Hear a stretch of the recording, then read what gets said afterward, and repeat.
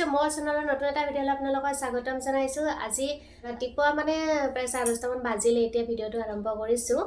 কি কৰো অলপ আপোনালোকক দেখুৱাই থাকিম, কিন্তু কিমান দূৰলৈ কি দেখুৱাব পাৰো নাজানো। তথাপি চেষ্টা কৰিম, গতিকে ভিডিঅ'টো শেষলৈকে চাই থাকিব। আলমণ্ড কেইটা ৰাতি এতিয়াই থ'ব লাগিছিলে, কিন্তু মই পাহৰি থাকিলোঁ, গতিকে এতিয়াই থৈ দিছোঁ, একো নাই। আৰু এতিয়া খাবলৈ আৰম্ভ কৰিছোঁ। আলমণ্ড বেছিভাগ ঠাণ্ডা দিনতে বেছি খোৱা হয়। আৰু মখানা ভাজিম এতিয়া, গতিকে অলপমান ঘি দি দিছোঁ। আৰু ঘিত অলপ কম জুইত মখানা ভাজিলে বহুত বেছি ভাল লাগে খাবলৈ, কাৰণ ঘিৰ ফ্লেভাৰটো আহে। মই বহুত বেছি ভাল পাওঁ তেনেদৰে, গতিকে মই অলপমান ঘিতে ভাজি লৈছোঁ।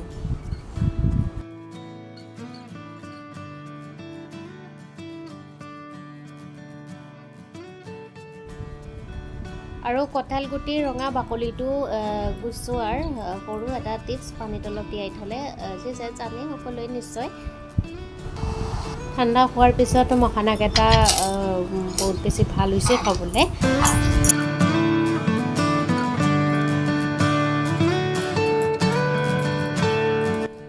এতিয়া বাহিৰতে অলপমান কাম কৰিম, কাম কেইটামান আছে।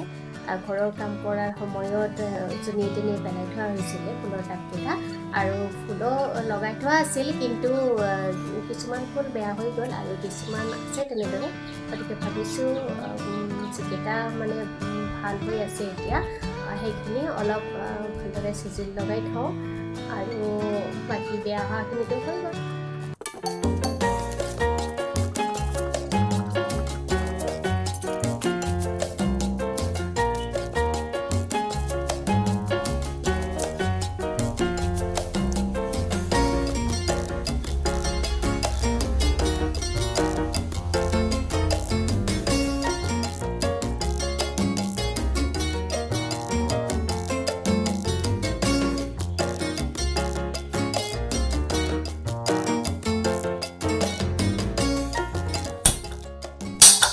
কামৰ ব্যস্ততা থাকিলে সময়বোৰ কেনেকৈ পাৰ হৈ যায় ক'ব নোৱাৰি, গতিকে মই এতিয়া পাকঘৰলৈ আহিছোঁ ভাত বনাবলৈ।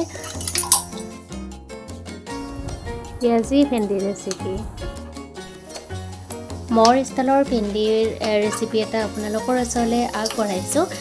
আশা কৰিছোঁ আপোনালোকে চাই বহুত বেছি ভাল পাব আৰু ট্ৰাই কৰি চাব পাৰিব।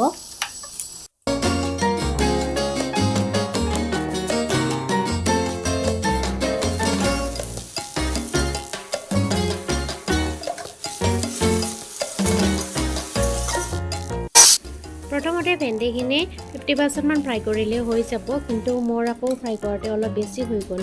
আৰু নেক্সট টাইম যিহেতু পিঁয়াজৰ লগত অলপ ফ্ৰাই কৰিবই লাগিব, গতিকে প্ৰথমতে অলপ হাফ ফ্ৰাই কৰিলেও হৈ যাব।